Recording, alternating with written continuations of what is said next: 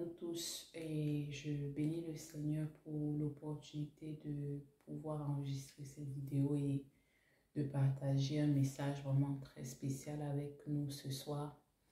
Ce soir, en fait, la question que le Seigneur me pose, qui te pose, est la suivante. Comment voudrais-tu porter du fruit si tu ne travailles pas? Parce que la parole de Dieu dit que là où le Seigneur a semé, pour que cela produise du fruit, il faudrait que ce soit une bonne terre, mais il faudrait également que nous persévérions pour pouvoir porter du fruit. Donc, je dois avoir un cœur bien disposé, je dois être une bonne terre et je dois persévérer. Donc, il n'est pas suffisant d'avoir l'intention, par exemple, de donner sa vie à Christ, de travailler pour Christ, de servir Christ. Il faut également le mettre en pratique. Donc, cela nous ramène également au verset qui nous dit que la foi sans les œuvres est morte.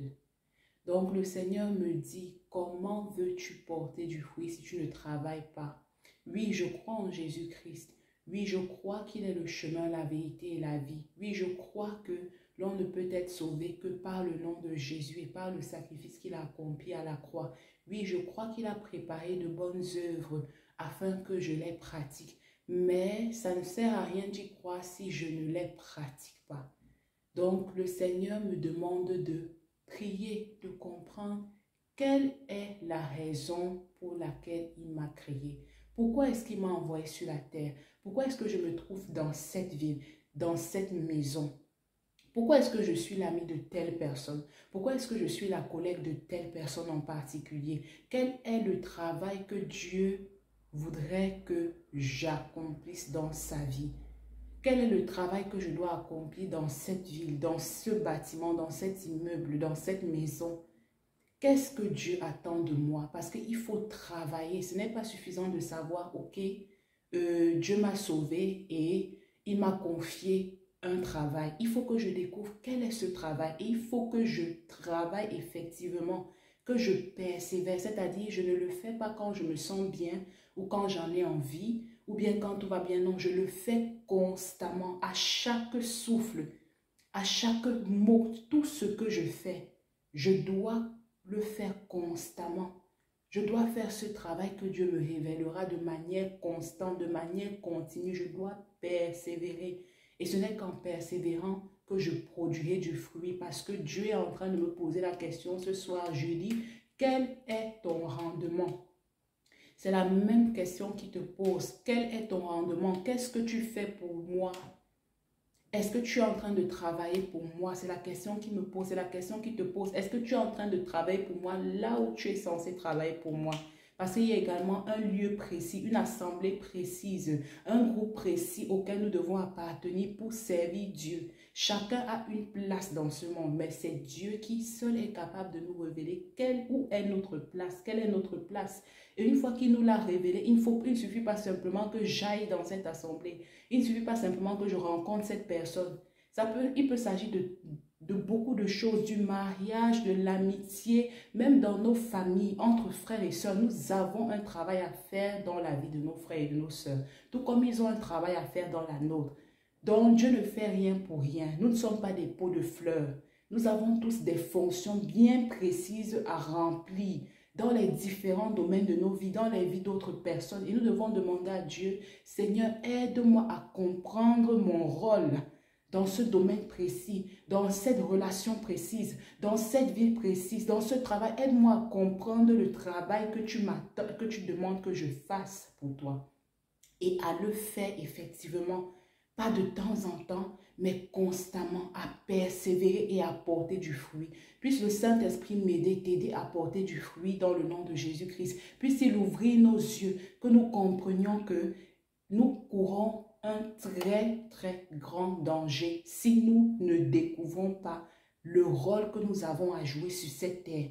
Quel que soit le domaine, comme je l'ai dit, quel que soit le sujet dont il s'agit. Il y a quelque chose que je dois faire pour Dieu. Il y a plusieurs choses que je dois faire pour Dieu et il en est de même pour toi.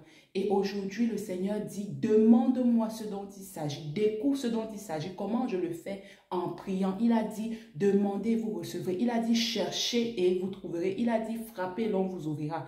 Ne meurs pas sans avoir découvert ce pourquoi Dieu t'a créé et sans l'avoir effectivement fait avec toute ta force, avec tout ton cœur, avec toute ta pensée, avec tout ce que Dieu a mis à ta disposition.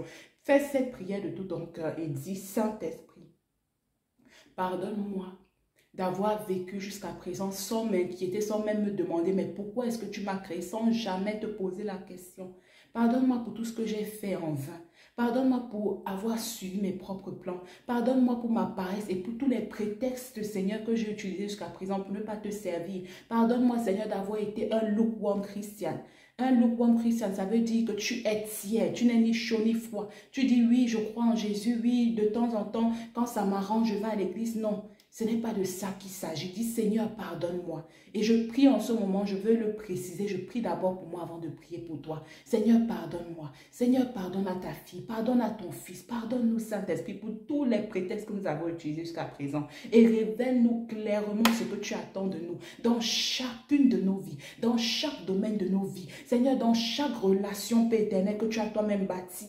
Éternel, viens mettre de l'ordre dans nos vies. Seigneur, viens nous donner de reconnaître, de comprendre tes objectifs pour nos vies, de comprendre notre mission sur terre et de travailler pas à pas dans la prière, Seigneur, dans la communion avec toi, afin d'accomplir le but pour lequel tu nous as créés. Mais c'est dans le nom de Jésus et par la puissance du sang de l'agneau que je te supplie de nous pardonner, de nous transformer, Seigneur, et de nous conduire jusqu'à ton objectif. Mon Dieu, aide-nous, Saint-Esprit. Help us to make heaven. Aide-nous, Saint-Esprit, à rentrer dans le repos. Nous ne pourrons rentrer dans le repos que lorsque nous aurons travaillé. Parce que qui dit repos, dit travail, labeur avant le repos. Or, tu vas te reposer. Tu as fait quoi? C'est la question que je me pose, c'est la question que tu dois te poser. Tu vas te reposer, tu vas entrer dans le repos de Dieu, mais est-ce que tu as travaillé pour Dieu? Ceux qui vont entrer dans le repos de Dieu sont ceux qui ont travaillé pour Dieu.